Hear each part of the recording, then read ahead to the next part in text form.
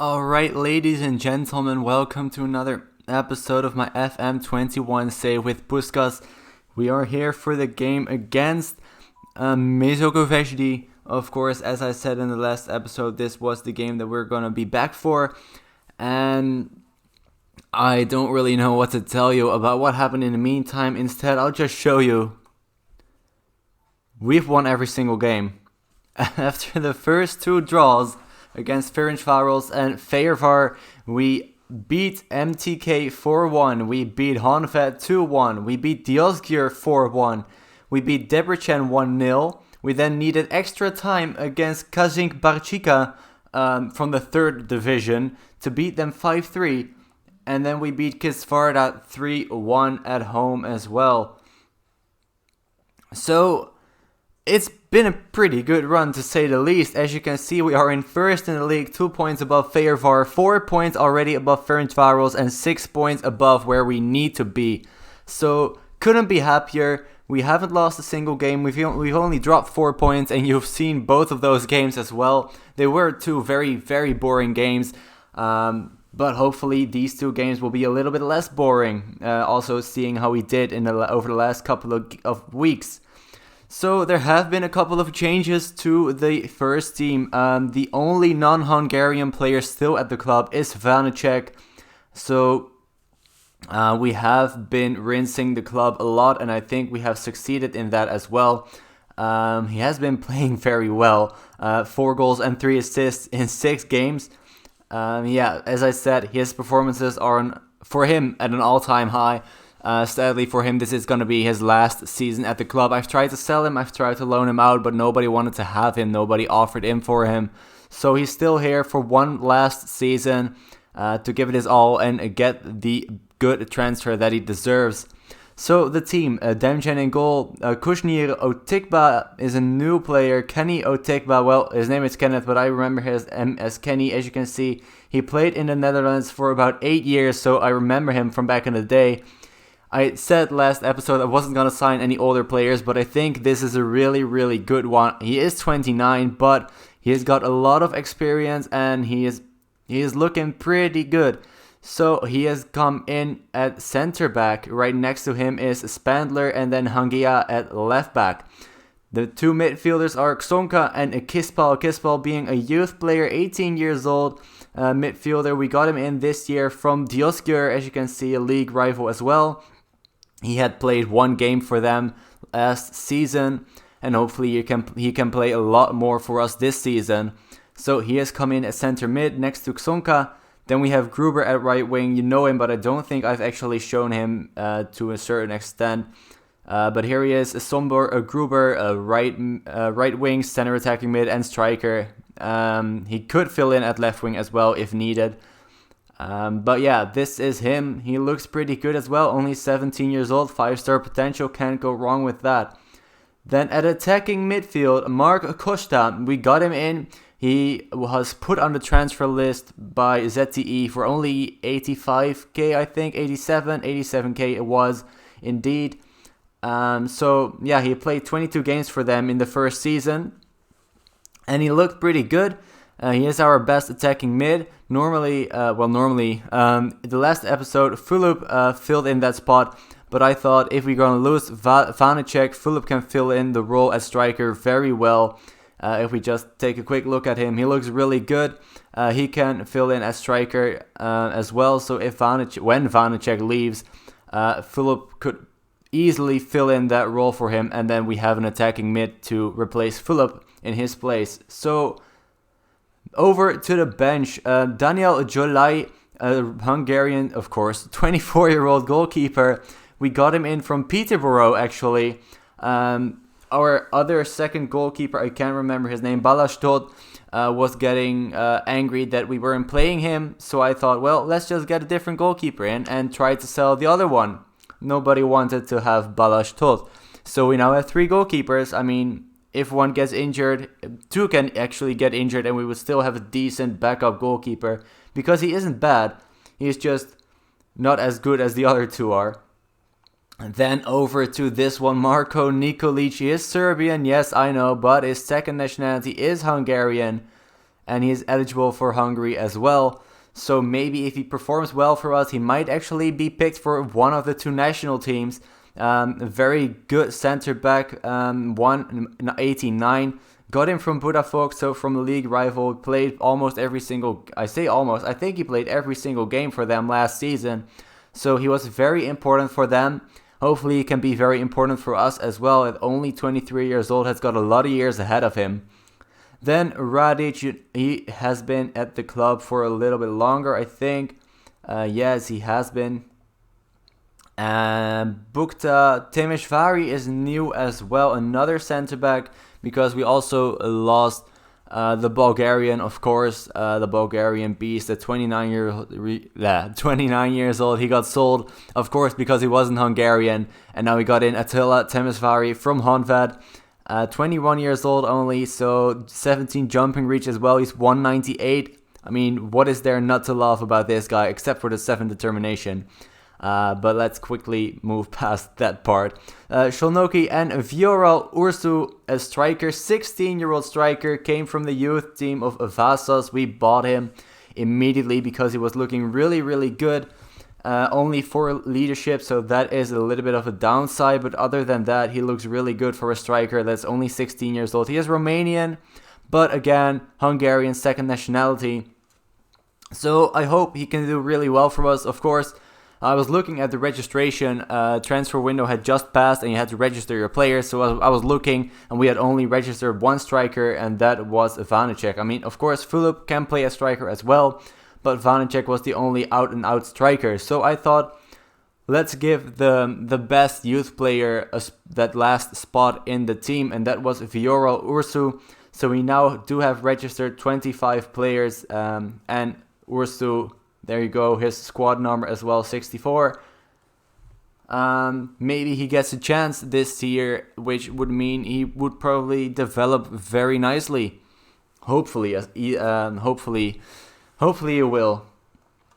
I don't think he will be very important for us this season yet because, well, he doesn't have the quality that the other players have, of course, but he might come on as a sub every now and then, and that's just good for his development. So that's exactly the reason why I picked him. There was one player that was better than him, but that player only had a 3-star potential, and Ursu had 4.5 stars, so I thought, well, that's not a difficult decision at all. Let's pick the guy with the highest potential, and we did. So Ursu has come into the squad. We now have the first highlight here after 24 minutes. Maybe we can do something from this already. There is the 1-0 Sombor Gruber with his second goal of the season. I mean, this is just a perfect summary of what has happened over the past few games that you guys didn't see. It's just very, very clinical football by us. We do concede a goal every now and again, like there, the Sombor Berac with the same first name as our goal scorer, funnily enough, equalizes for Mezokuveshti. Still a name that I cannot get used to, but yeah, this is the perfect summary already of all the games that have happened. We take the lead, we concede a goal, and then somewhere in the second half, we push through and get the win in the end. That's pretty much what happened every single game, except for that cup game where we needed extra time to score the 4th and the 5th goal, which was really disappointing, but luckily we had an entire week free around that game, so it wasn't too bad that we got 30 minutes extra. And there is the 2-0, Andras Sonka, our center mid, his 3rd goal of the season. 2-0 I said, right? It's 2-1 of course, but yeah, we have taken the lead once again. Exactly how I said it would go. So that has happened every single game except for the cup game, and except for one game where we only beat the opponents 1-0. But yeah, it's looking really good. Still in first place, of course, as you just saw. Let's make all 3 subs at once because that can never go wrong, right? As you can see, Dioskur are drawing against... I couldn't even see it in time. Why did they take that away? Demand more of the team because the 2-1 isn't good enough and it's still a very close game. We do have more shots. We have a better XG, but it's still very close indeed. Final minute has gone in, and then 2 minutes of extra time as well. Is this maybe the chance for the 3rd? it doesn't look like it. Maybe it's a chance for the equalizer for Mezoku Vejdi. Hopefully it won't be. Demjan with a long ball forward to Philip, but he can't get to it. And now Nemeth again. And in on goal, Serdarov, and there is the equalizer. Why is it always the game that I do live that we don't win? I mean, the game hasn't ended yet, but of course with only 2 minutes of injury time to go, it is looking rather unlikely that we can get anything from this. So let's demand more, go all out attacking, but it doesn't make a difference in the end, and we drop another 2 points. It wasn't good enough. Why are you demotivated? It wasn't good enough. We should have done better. And again, another game done live and another game where we dropped points. Hopefully we are still in first, but Feyenoord can come on level terms with us. So yeah, let's not dwell on that too long. Let's just meet you guys in just a second for that next game against Győr, who are in 12th and newly promoted side, so we should be able to beat them, I hope at least. But yeah, we'll see in about 14 days. Let's do a friendly in between, I think, as well. Oh, didn't mean to sim that 1 day further. But yeah, I'll see you guys in just a second. And we're back for the second game. A little bit of a rotated side because we had a few players that are very tired and a few injuries as well. Well, actually, we have one injury, and that is to Jolai, the backup goalkeeper. He's injured for 1.5 months. So Balázs Tóth has come into the bench. The starting 11, Demjan Szolnoki has taken his place at right back. Otikba, Spandler and Hangia fill up the defense. Xonka and Kushnier in midfield. Shanto, Costa and Kiss, and then Philip in striker. So the changes that have been made, Philip has moved from left wing to striker. Vanecek has gone to the bench. So Tamas Kiss has come back in for him. He was injured, so that is why we played that other side the previous game. Then Costa has taken his place at center attacking mid. Shanto is playing instead of Gruber. And Kushnier, of course, gone from right back to a center mid instead of... Who actually played there? Was it Radic who played there? I think it was Radic who played there. So that is going to be the starting 11 for the match against Győr. A little bit of an update in how the Hungarian teams are doing in Europe. Only Ferencváros have gone to the Europa League group stage. All the other 4 clubs have been knocked out in the qualifying round. So it's disappointing to have lost 3 players to those qualifying rounds, but still players, 3 teams to those qualifying rounds, but good to see at least one team making it to the Europa League group stage. And why are these kits so clashing? Why could not either of the clubs have taken a different kit? But, you know, it's manageable. It's not the best, but it's manageable. As I said, Győr, newly promoted side, are in 12th, so they're bottom of the league. We're top of the league, so we should be able to win this. Let's hope so, at least, that we will. Maybe here we have our first chance, and we hit the post. That was indeed our first chance, but we hit the post in the end. So still no shot on goal by us. It looks like Győr are doing pretty well in the beginning of the game. I think they're having more of the ball and more of the chances as well. Maybe now it's our turn. Philip this time, and oh, he tinks it beautifully over the goalkeeper. What a good goal scored by Laurent Philip, and he puts us in the lead against Győr. After just a quarter of an hour played. Could that be a penalty? I don't know why I didn't see it, but I saw the camera moving in such a way that you know that they're going to at least look at the VAR, and it is a penalty, and Philip is going to take the run-up for his second of the game, and oh no, he missed it. He misses it. The penalties in this game have been so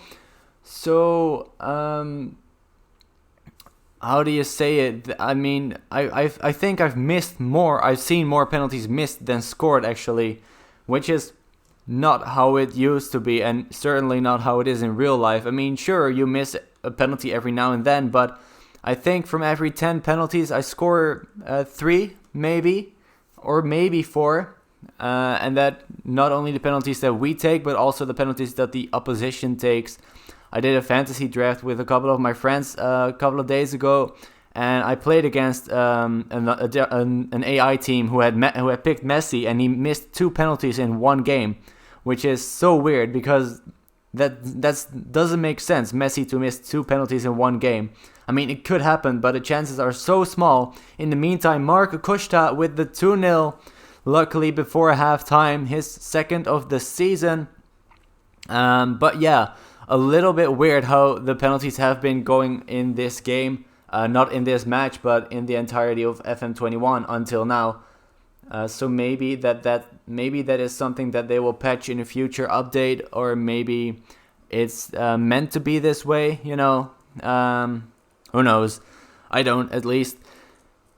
But yeah, that's just the way it is. That's just something that we're gonna have to work with. Hopefully, we'll get more free kicks and. Well, actually, free kicks, there weren't any goals scored with free kicks either. Hopefully, we'll get more corner kicks than penalties, because they seem to be more successful.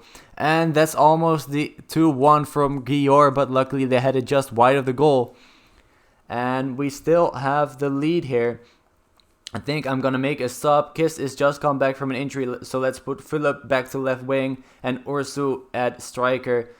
Other than that, Shanto also coming back from injury, so let's put Gruber in, and let's just keep it like that for now at least, and just see what we're going to do in the final 20 minutes. Hopefully we can hold on to the lead. I do think we can, but you never know what's going to happen, so it's still going to be pretty close. The 2-goal lead is always very, very dangerous, so let's demand more of the players for the final 10 minutes. But it does look like now we do have the win. Hankia with a free kick, and there's the third, and that's disallowed, of course. Of course that's disallowed. I was already in doubt whether that would have been offside or not, and it is offside in the end. Gruber with the goal, good goal, but sadly is disallowed. So we end the game on a 2-0 win, a very good win. I mean, it wasn't the best team, but a 2-0 win away from home is always very good and very important as well. As you can see, we are on 21 points. Honved are on 18, as are Feyenoord, but Feyenoord do have a game in hand still, as do Ferencváros as well. So we are still top of the league. Very happy with that. Couldn't be better, especially when you compare it to the start of last season, where we struggled until the end of December. That's when we started to really gel together. But we've been doing really well from the start now. And we have dropped down to second place. Feyenoord have won their game against Mesoko Vejdi 2-0. So now they are above us by 4 goals. So we are still in second. Would love to be in first, but second isn't bad. Also 9 unbeaten in a row, which is a new record. So very happy with that as well. Sad that we dropped down to second due to that draw we had against Mesoko Vejdi, but still second is very good when you think about the fact that we're above Ferencváros, who are in their own right a very good team. Let's just check. They drew against CSKA and they beat Başakşehir in the Europa League group stage, so they're actually top of their group, which is insane. Also, was that Victoria Pilsen, who have 2 of our players, but they are in last. But Ferencváros top of their group in the Europa League. Very happy to see that, and very happy to see us in second place right here below Feyenoord. So that is going to be it. Oh, wait, no, let's check what match we're going to do next. Of course, we have the cup game in about 2 weeks' time. What are we going to do for the next episode? I think last time we did 6 games in between. Let's do the same like we did last season. The first season, I really want to, skip through a little quicker so you guys get more progression faster. Because I think at the end of the day, we should be able to win the league pretty easily. Not this season, but maybe next season or the season after, especially with the youth players that are coming through. So I think I am going to do the games against Diosgjör and Kis Varda. So then we'll do about 4 episodes every season, if we're not into Europe. So this was episode 2 of the season. Here was the first, the second, then the third, and then around here the 4th, and then the 5th. Alright, so 5 episodes a season. I think that's pretty good. Tell me what you guys think. If you want to see more episodes or fewer episodes every season, let me know down in the comments below. And for now, we'll do it like this. Thank you guys for watching so much. Please leave a like if you enjoyed it, and subscribe as well if you haven't already. And I'll see you guys next time. Bye bye.